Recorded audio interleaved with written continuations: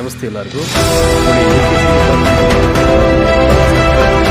ಅನುದಾನಿತ ಶಾಲೆಗಳಿಗೆ ಒಂದು ಮಾಹಿತಿಯನ್ನು ಇಲ್ಲಿ ತಿಳಿಸಿರುವಂಥದ್ದು ಭಾಳ ಪ್ರಮುಖವಾದ ಮಾಹಿತಿ. ಈ ಒಂದು ಶೈಕ್ಷಣಿಕ ವರ್ಷ ಏನೀಗ ಆರಂಭ ಆಗಿದೆ, ಸೊ ಇದೇ ಶೈಕ್ಷಣಿಕ ವರ್ಷದಿಂದ ಇವೆಲ್ಲವನ್ನು ಜಾರಿಗೆ ತರಬೇಕು, ಪರಿಚಯ ಮಾಡಬೇಕು ಅಂತಕ್ಕಂಥ ಒಂದು ನಿರ್ಧಾರವನ್ನು ಮಾಡಿ ಸೊ ಎಜುಕೇಷನ್ ಡಿಪಾರ್ಟ್ಮೆಂಟು ಒಂದಷ್ಟು ಮಾಹಿತಿಯನ್ನು ಇಲ್ಲಿ ಹೇಳಿರುವಂಥದ್ದು. ಸೊ ಏನು ಯಾರಿಗೆ ಸಂಬಂಧಪಟ್ಟಿದ್ದು, ರಾಜ್ಯದ ಎಲ್ಲ ಸರ್ಕಾರಿ ಮತ್ತು ಅನುದಾನಿತ ಶಾಲೆಯ ಮಕ್ಕಳಿಗೆ ಅಂದರೆ ಇಲ್ಲಿ ಏನು ಕೊಡಲಿಕ್ಕೆ ಸಿದ್ಧತೆಯನ್ನು ಮಾಡ್ತಾಯಿದೆ ಅಂತಂದ್ಬಿಟ್ಟು.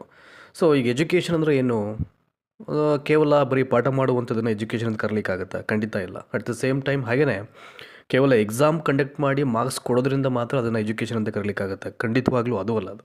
So what is the education?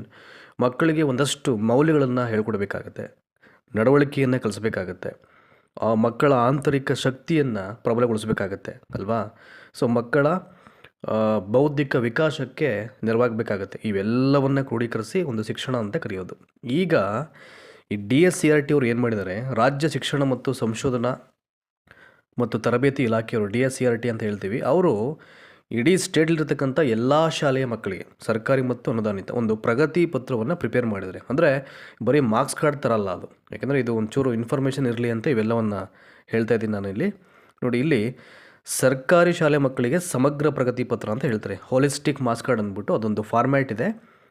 Overall 40 page ಇರುತ್ತೆ ಅಂತ ಹೇಳಿದರೆ ಅದನ್ನು. ಸೊ ಒಂದು ಫ್ರಂಟ್ ಕಾಪಿಯನ್ನು ಅವ್ರು ಬಿಟ್ಟಿದ್ದಾರೆ ಈಗ. ಸೊ ಹೀಗಿರುತ್ತೆ ಅಂತ ಅಂದ್ಬಿಟ್ಟು ನೋಡಿ, ಇಲ್ಲಿಂದ ಈಗ ರಾಜ್ಯದ ಸರ್ಕಾರಿ ಮತ್ತು ಅನುದಾನಿತ ಶಾಲೆಗಳಲ್ಲಿ ಮಕ್ಕಳ ಕಲಿಕಾ ಗುಣಮಟ್ಟ ಸುಧಾರಣೆ ಮಾಡಲಿಕ್ಕೆ ಮುಂದಾಗಿರ್ತಕ್ಕಂಥ ಶಿಕ್ಷಣ ಇಲಾಖೆ ಈ ಶೈಕ್ಷಣಿಕ ವರ್ಷದಿಂದ ಸಮಗ್ರ ಪ್ರಗತಿ ಪತ್ರವನ್ನು ಪರಿಚಯ ಮಾಡಲಿಕ್ಕೆ ಮುಂದಾಗಿದೆ. ಆದರೆ ಹೇಗಿರುತ್ತೆ, ಏನಿದರ ವೈಶಿಷ್ಟ್ಯಗಳೇನು ಈ ಸಮಗ್ರ ಪ್ರಗತಿ ಪತ್ರದ್ದು ಅಂತ?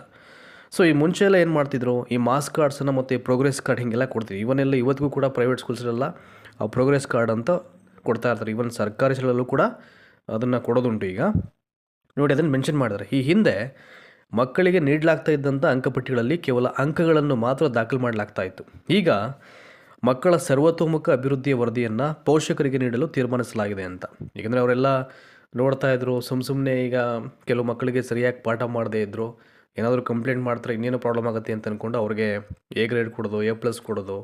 ಇನ್ನು ಕೆಲವರು ಪಾಠ ನಿಯತ್ತಾಗಿ ಮಾಡದೇ ಇದ್ರೂ ಮಾರ್ಕ್ಸ್ ಕಾರ್ಡಲ್ಲಿ ಮಾತ್ರ ಆರ್ಭಟ ತೋರಿಸ್ತಾರೆ. ಇವರೆಲ್ಲ ಸಾಕಷ್ಟು ಎಕ್ಸಾಂಪಲ್ ನಿಮಗೆಲ್ಲ ಹೇಳೋಂಗಿಲ್ಲ. ಯಾರು ಪ್ರಾಕ್ಟಿಕಲ್ ಆಗಿ ಸ್ಕೂಲ್ಸಲ್ಲಿ ವರ್ಕ್ ಮಾಡಿರ್ತೀರೋ ಅವ್ರಿಗೆಲ್ಲ ಇದ್ರ ಬಗ್ಗೆ ಎಲ್ಲ ತುಂಬ ಚೆನ್ನಾಗಿ ಗೊತ್ತಿರುತ್ತೆ, ಆಯಿತಾ?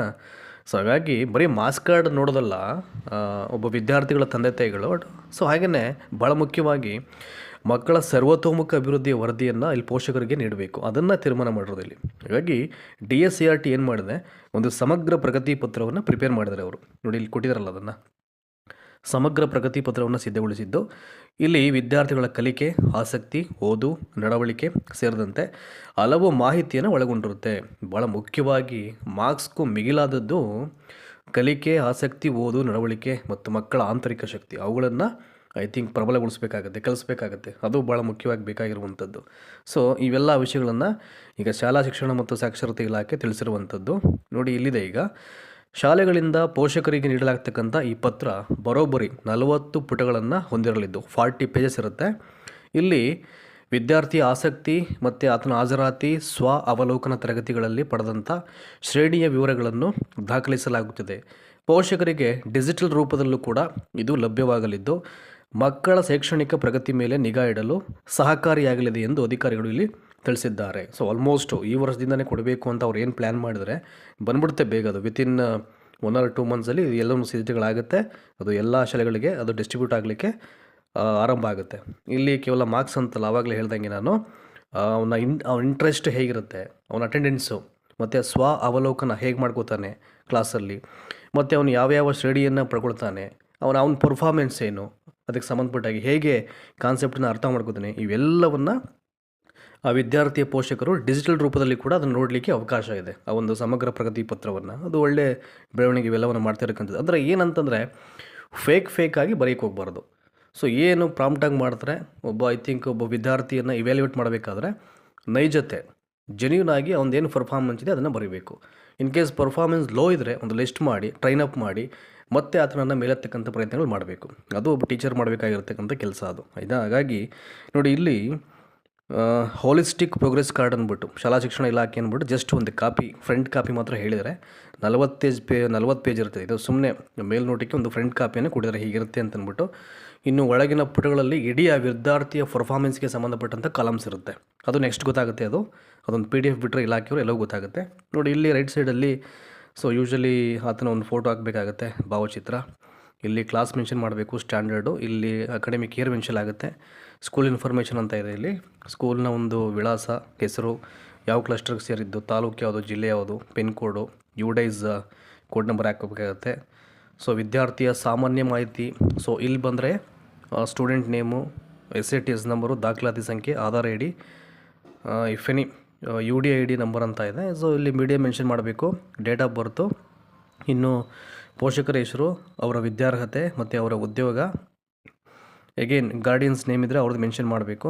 ಇನ್ನು ಗಾರ್ಡಿಯನ್ಸ್ ಕ್ವಾಲಿಫಿಕೇಷನ್ನು ಮತ್ತು ಗಾರ್ಡಿಯನ್ ಆಕ್ಯುಪೇಷನ್ ಇದ್ದರೆ ಇವೆಲ್ಲವನ್ನ ಅಲ್ಲಿ ಮೆನ್ಷನ್ ಮಾಡಬೇಕಾಗುತ್ತೆ. ಇದು ಜಸ್ಟ್ ಒಂದು ಕಾಪಿಯಲ್ಲಿ ಮಾತ್ರ ಹೀಗಿರುತ್ತೆ ಅಂತ ಹೇಳಿದರೆ, ನಾನು ಆವಾಗಲೇ ಹೇಳಿದ ಹಾಗೆ 40 ಪೇಜ್ ಬರೋಬ್ಬರಿ ಅಂತಂದರೆ ಒಳಗಿನ ಪುಟಗಳಲ್ಲಿ ಇಡೀ ವಿದ್ಯಾರ್ಥಿಯ ಸರ್ವತೋಮುಖ ಅಭಿವೃದ್ಧಿ ಅಂದರೆ ಆತನ ಎಲ್ಲ ಪರ್ಫಾರ್ಮೆನ್ಸ್ ಬಗ್ಗೆ ಅಲ್ಲಿ ಮೆನ್ಷನ್ ಮಾಡಲಾಗುತ್ತೆ. ಹಾಗಾಗಿ ವಿತಿನ್ 1 or 2 ಮಂತ್ಸಲ್ಲಿ ಇವೆಲ್ಲವೂ ಕೂಡ ಪ್ರೋಗ್ರೆಸ್ ಕಾರ್ಡ್ ಎಲ್ಲ ಶಾಲೆಗಳಿಗೆ ಅದು ಪ್ರೊವೈಡ್ ಆಗುತ್ತೆ. ಚೆನ್ನಾಗಿದೆ ಇವೆಲ್ಲವೂ ಕೂಡ. ಅಂದರೆ ಬಟ್ ಸರ್ಕಾರಿ ಯೋಜನೆಗಳು ಏನೇ ಇರ್ಬೋದು, ಎಜುಕೇಷನ್ ಡಿಪಾರ್ಟ್ಮೆಂಟ್ ಏನೇ ಒಂದು ಕ್ರಮವನ್ನು ಕೈಗೊಂಡು ಶಾಲೆಗಳಿಗೆ ಪೂರಕವಾಗಿ ಮಾಡಬೇಕಾದ್ರೆ ಅದಕ್ಕಿಂತ ವೆರಿ ಇಂಪಾರ್ಟೆಂಟ್ಲಿ ಯಾರು ಏನು ಪರ್ಫಾರ್ಮ್ ಮಾಡಬೇಕು, ವಿದ್ಯಾರ್ಥಿಗಳ ಪರ್ಫಾರ್ಮೆನ್ಸು ಯಾರ ಮೇಲೆ ಅದು ಬಿಂಬಿತ ಆಗಿರುತ್ತೆ, ಯಾರ ಮೇಲೆ ಅದು ನಿಲ್ಲುತ್ತೆ, ಅದು ಭಾಳ ಮುಖ್ಯವಾದ ಪಾತ್ರ ವಹಿಸುತ್ತೆ. ಹಾಗಾಗಿ ಇದು ಏನು ಸ್ಕೀಮ್ ಮಾಡಿದರೆ ಐ ಥಿಂಕ್ ಇದೊಂದಷ್ಟು ಮಾಹಿತಿಯನ್ನು ಕೊಡಲಿಕ್ಕೆ ನಾನು ಇದ್ರ ಬಗ್ಗೆ ನಿಮಗೆ ಹೇಳಿದ್ದೀಗ. ಧನ್ಯವಾದ ಈ ಒಂದು ವಿಡಿಯೋನ ವಾಚ್ ಮಾಡೋದಕ್ಕೆ. Thank you so much.